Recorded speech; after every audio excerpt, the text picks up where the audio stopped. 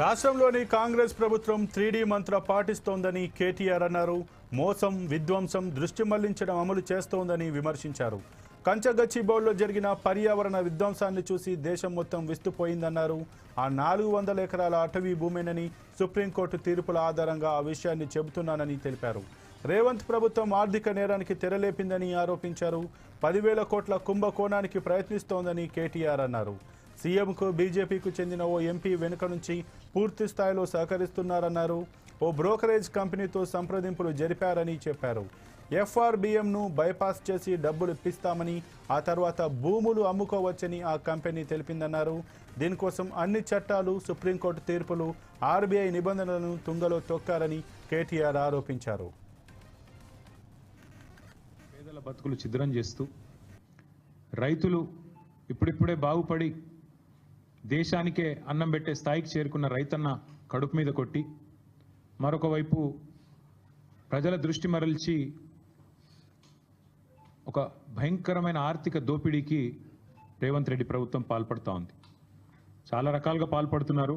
గతంలో కూడా మేము కొన్ని బయట పెట్టాం. ఈరోజు మరొక కుంభకోణాన్ని మీ దృష్టికి తీసుకొని రావాలి, మీ ద్వారా ప్రజల దృష్టికి కూడా తీసుకొని రావాలి. దేశం మొత్తం నివ్వెరపోయి చూసిన ఘటన మన హైదరాబాద్ సెంట్రల్ యూనివర్సిటీలో జరిగిన పర్యావరణ విధ్వంసం, పర్యావరణ హననం.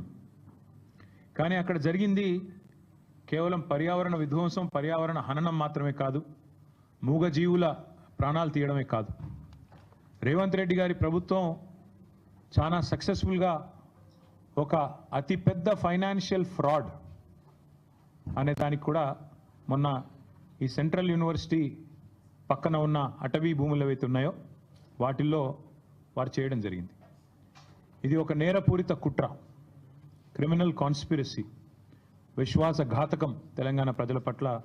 మరి అదేవిధంగా సింపుల్గా చెప్పాలి అంటే ఈ 400 ఎకరాలు ఏదైతే ఆనాడు 2004వ సంవత్సరంలో ఐఎంజీ భారత అనే సంస్థకి అప్పటి ప్రభుత్వం కట్టబెట్టిందో, తర్వాత వచ్చిన కాంగ్రెస్ ప్రభుత్వం ఆనాడు ఒక ఆర్డినెన్స్ ద్వారా రద్దు చేసిందో, తిరిగి దాన్ని సవాల్ చేస్తూ ఆ ప్రైవేటు వ్యక్తి ఈ భూమి విషయంలో నాకు అన్ని హక్కులు ఉన్నాయని కోర్టుకు పోతే సుదీర్ఘకాలం, దాదాపు 19-20 ఏళ్ళు సక్సెసివ్ గవర్నమెంట్స్ ఆఫ్ ఫాట్.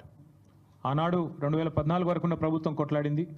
తర్వాత 2014 నుంచి 2023 డిసెంబర్ దాకా ఉన్న మా ప్రభుత్వం కూడా కొట్లాడి చివరికి మార్చ్ 2024లో తీర్పు వచ్చింది.